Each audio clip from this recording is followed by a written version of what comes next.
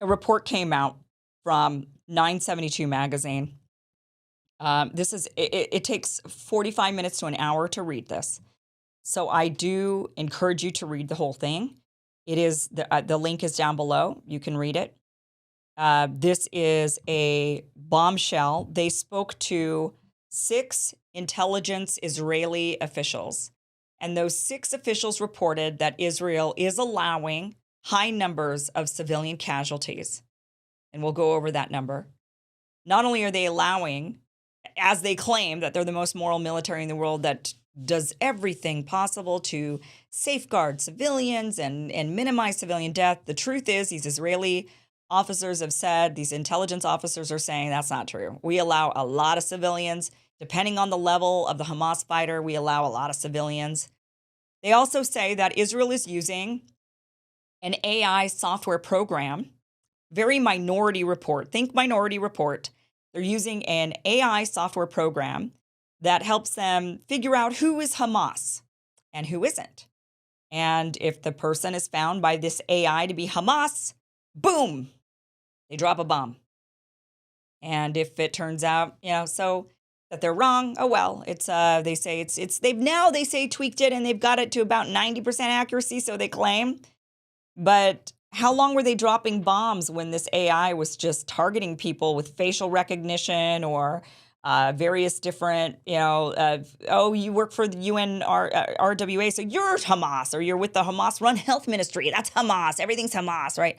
So they've done this investigation. I'm going to read to you, though. This one, like I said, is about 45 minutes to an hour to read.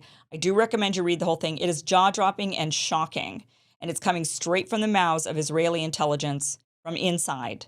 Okay, this isn't rumor. This is 6 of them. They interviewed. They were able to get access to 6 of them. 972 is an Israeli organization, an Israeli magazine. They were able to talk to these Israeli insiders, and it's absolutely jaw-dropping. But I am going to read you from this that was reported on by The Guardian. And the reason is because The Guardian received first access to this piece, and they did a pretty good summary of it. So we're going to go over that, but that is what I'm reading from. But just know the original report does come from 972 magazine, and I do recommend that you read it.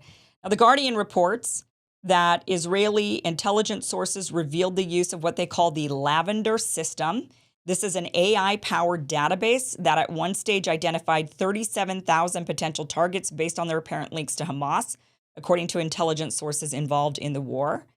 They said that the intelligence sources, now there were 6 of these sources, they claimed that Israeli military officials permitted large numbers of Palestinian civilians to be killed, particularly during the early weeks and months of the conflict.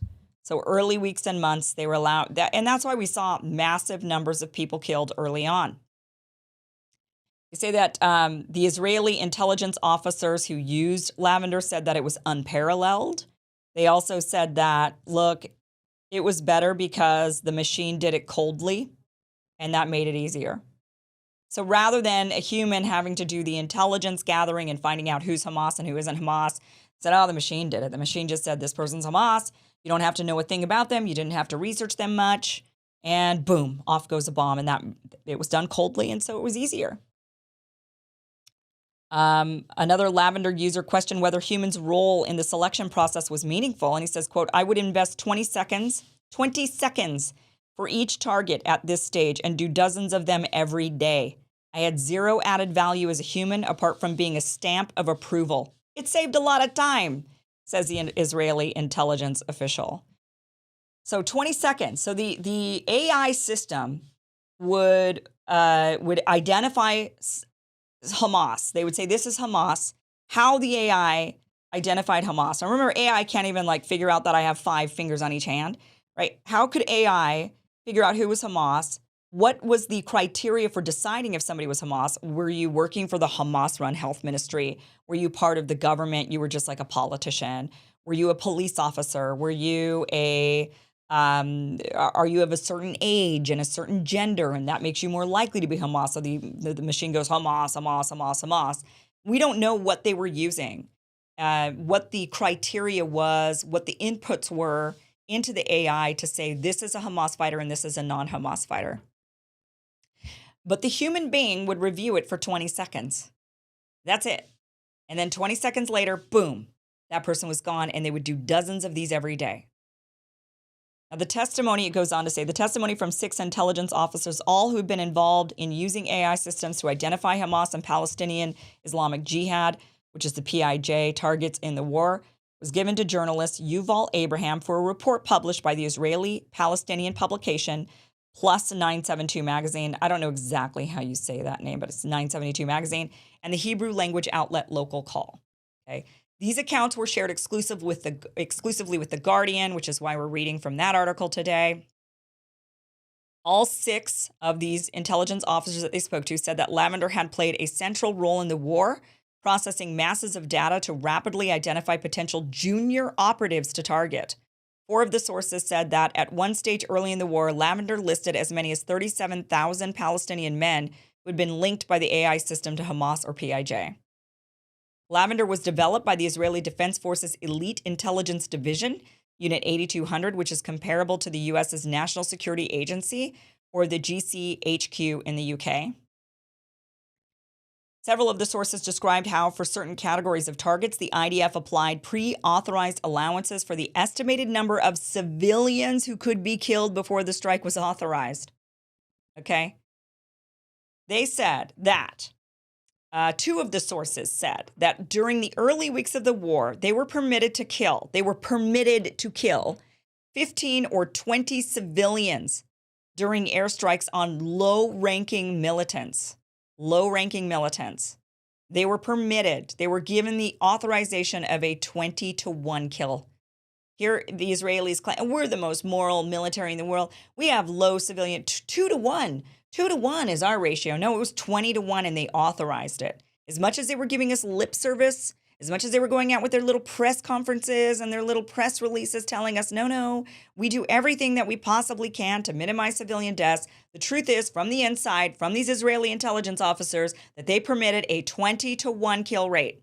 20 civilians to 1 Hamas fighter. And it gets worse. They said that they targeted them when they were at home. They said that they didn't need to, targeting them while they were together in their little militia groups. Nah, they didn't do that. They waited for them to go home, and then they took down their buildings filled with civilians, women, and children. That's what they did. That is a murderous regime. It says attacks on such targets were typically carried out using unguided munitions known as the dumb bombs. So this is when they were using dumb bombs, destroying entire homes and killing all their occupants. Quote, you don't want to waste expensive bombs on unimportant people. It's very expensive for the country, and there's a shortage of those bombs, one intelligence officer said. Another said the principal question they were faced with was whether the collateral damage to civilians allowed for an attack. Quote, because we usually carried out the attacks with dumb bombs, and that meant literally dropping the whole house on its occupants. But even if an attack is averted, you don't care. You immediately move on to the next target. Because of the system, the AI system, the targets never end. You have another 36,000 waiting. Responding, now the IDF had to respond to this, right? So the 972 and Local Call reached out to the IDF, and the IDF said in a statement that its operations were carried out in accordance with the rules of proportionality under international law. Really? Do they allow 20-to-1? And that's on a low-level target. On a high-level target, they said it was 100. It said dumb bombs are standard weaponry that are used by IDF pilots in a manner that ensures a high level of precision. The statement described Lavender as a database used to, quote, cross-reference intelligence sources in order to produce up-to-date layers of information on the military operatives of terrorist organizations. You mean the 20 seconds? The 20 seconds of cross-referencing? 20 seconds. So the database was used to do 20 seconds of cross-referencing of intelligence sources. Here, I fixed it for you. 20 seconds. It says, quote, the IDF does not use an artificial intelligence system that identifies terrorist operatives or tries to predict whether a person is a terrorist, it added. Information systems are merely tools for analysts in the target identification process. Right, yeah, those 20 seconds that analyst had to verify, and then they were pressured to move on to the next because there was 36,000 of them. In earlier military operations conducted by the IDF, producing human targets was often a more labor-intensive process. Multiple sources who described target development in previous wars to The Guardian said The decision to incriminate an individual or identify them as a legitimate target would be discussed and then signed off by a legal advisor. That's how they would do it in the past. They would discuss it. They would then, share their resources together, and then they would have to sign it off by somebody else. But they said, but after October 7th, this model for approving strikes on human targets was dramatically accelerated. As the IDF's bombardment of Gaza intensified, they said commanders demanded a continuous pipeline of targets. Bring them to me. More, more, more, more. That's how they treated them. Kill him, kill him, kill him, kill him. We were constantly being pressured. Bring us more targets. They really shouted at us, said one intelligence officer. We were told, now we have to fuck up Hamas no matter what the cost. Whatever you can, you bomb. To meet this demand, the IDF came to rely heavily on Lavender to generate a database of individuals judged to have the characteristics of a PIJ or Hamas militant. The characteristics of a PIJ or Hamas militant, that's probably every single young male, every single young Palestinian male was probably considered having the characteristics of a Hamas fighter. After randomly sampling and cross-checking its predictions, the unit concluded Lavender had achieved a 90% accuracy rate, the sources said, leading the IDF to approve its sweeping use as a target recommendation tool. Right, well, when you think every Palestinian's Hamas, and if your system targets every Palestinian, then I guess you would have a 90% accuracy rate, and the 10% are those very, very old people or very, very young people. But even then, they're bred to hate Israelis and to want to wipe them off the face of the earth. It says Lavender created a database of tens of thousands of individuals who are marked as predominantly low-ranking members of Hamas's military wing. What does that even mean, low level? This was used alongside another AI-based decision support system called the Gospel, which recommended buildings and structures as targets rather than individuals. I wonder if that's the same. Did they use this AI when they blew up all of those news buildings in the war in 2021 when they went after all of those people? Was that the AI that they used when they blew up the AP's newsroom in Gaza? Have they been using this when they've been targeting all the journalists and the humanitarian workers and all the children and the women? That's the 90% accuracy? Well, yeah, because there was one fighter and there was maybe 20 civilians. Oh, well, that was approved. Or even 100 civilians.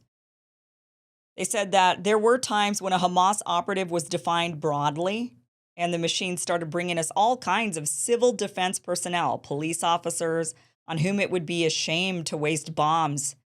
This is how they speak. It'd be a shame to waste a bomb on a police officer.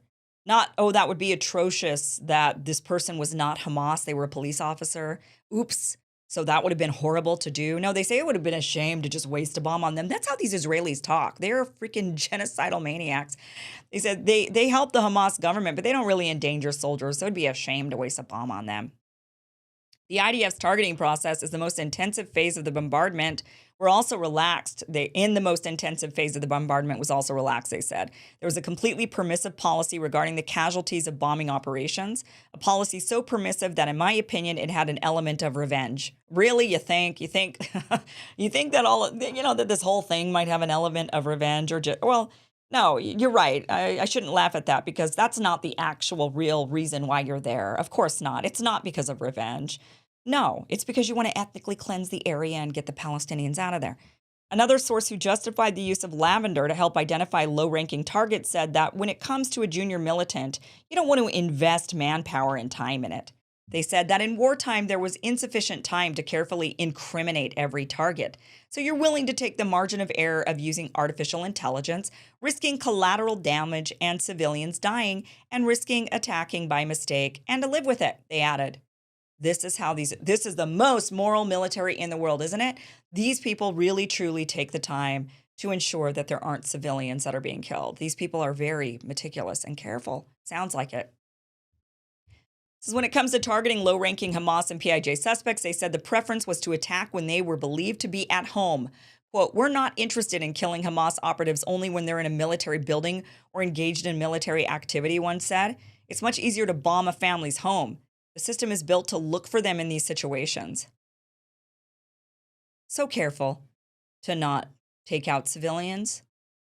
We're not interested when they're in their military buildings or engaged in military activity, it's just better to bomb the home. Is that how they feel about the hospitals too? Because with all the homes they took out, they didn't admit this. They didn't say, well, we could have taken them out when they were together in their military facility, but we chose to bomb them when they were at home.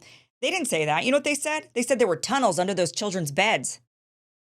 Such a strategy risked higher numbers of civilian casualties, and the sources said the IDF imposed pre-authorized limits on the number of civilians it deemed acceptable to kill in a strike aimed at a single Hamas militant. The ratio was said to have changed over time and varied according to the seniority of the target. According to 972 and Local Call, the IDF judged it permissible to kill more than 100 civilians in attacks on top-ranking Hamas officials. We had a calculation for how many civilians could be killed for the brigade commander, how many civilians for a battalion commander, and so on, said the source. There were regulations, but they were just very lenient.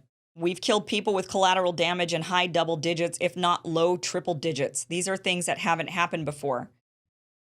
He said one source said that the limit permitted civilian casualties went up and down over time, and at one point it was as low as 5. So you could do a 5-to-1. That is still not the 2-to-1 the Israelis claim. The lowest was 5-to-1. During the first week of the conflict, the source said permission was given to kill 15 non-combatants to take out junior militants in Gaza. However, they said estimates of civilian casualties were imprecise, as it was not possible to know definitively how many people were in a building. Oops, our bad. We were permitted to kill 20. There was 40 in there. I don't know. Well, another intelligence officer said that more recently in the conflict, the rate of permitted collateral damage was brought down again. But at one stage earlier in the war, they were authorized to kill up to 20 uninvolved civilians for a single operative, regardless of their rank, military importance, or age. It's not just that you can kill any person who is a Hamas soldier, which is clearly permitted and legitimate in terms of international law, they said. But they directly tell you, you are allowed to kill them along with many civilians. In practice, the proportionality criteria did not exist. The IDF statement said its procedures require conducting an individual assessment of the anticipated military advantage and collateral damage expected. The IDF does not carry out strikes when the expected collateral damage from the strike is excessive in retaliation to the military advantage. The IDF outright rejects the claim regarding any policy to kill tens of thousands of people in their homes. Well, your intelligence officers are saying something else, aren't they? An international law expert at the U.S. State Department said that they had never remotely heard of a 1-to-15 ratio being deemed acceptable, especially for lower-level combatants. There's a lot of leeway, but this strikes me as extreme, this international law expert said. Sarah Harrison, a former lawyer at the U.S. Department of Defense, now an analyst at Crisis Group, said, quote, while there may be certain occasions where 15 collateral civilian deaths could be proportionate, there are other times where it definitely wouldn't be. You can't just set a tolerable number for a category of targets and say that it'll be lawfully proportionate in each case. What does that even mean? What determines that, okay, it's okay to kill you and you're the target and I'm going to kill 50 people with you because that's legitimate and proportionate? 50 civilians. I mean, imagine if the FBI stormed buildings here in the United States looking for the baddie and then killing everybody in the building and saying, well, we had to. You know, it was proportionate. It was fine. He was going to kill a lot of people. So we killed you instead. I mean, this is the thinking here. This person was going to take out other people, and that was dangerous, so we killed all of you. But think about this. How many fighters, even on October 7th, which was the worst ever done against the Israelis by the Palestinians, right? How many Hamas fighters were there, and how many people did they take out? So how many people could one Hamas fighter, realistically, how many Israelis could one Hamas fighter realistically take out? So if there was another October 7th, which I believe even to that, I think that there were more, well, let's just look this up real quick while we're thinking about this, because I don't actually know the number of the militants, the number of Hamas people that were the fighters that were, I'm not sure the number of fighters. I don't know if I can figure this out, but I would imagine that the number of, so there was a lot of 1,500 people killed, let's say. So if that's the rough number, were there at least 1,500 fighters that are broken out? Even if one fighter broke out, so let's just say it was 500 fighters and 1,500 people. So that's like 3-to-1, right? So one Hamas militant could kill 3 Israelis. So if you're going to do math like this, if you're going to say Well, the way we determine what's proportionate is based on what kind of damage could they have done, and then what would then be a reasonable response to stop it. So, for example, if you've got a serial killer on the loose and the serial killer's killed 15 people, and if they're not stopped, they're going to kill another 15 or another 30 people, and they happen to be with a civilian, you've raided their home and they've got their wife with them, let's say. You kill the wife and you kill him. You would say, well, okay, she was unfortunate collateral damage, but he would have killed a lot more than that one. So, her, had we not stopped him, 30 other people would have died. You can maybe make those moral arguments, right? You could maybe say, well, a Hamas fighter would kill, on in a stroke of luck where there's no IDF that responds for hours on end, right? You could say, well, maybe they could kill 3 or 4 Israelis or whatever the number is.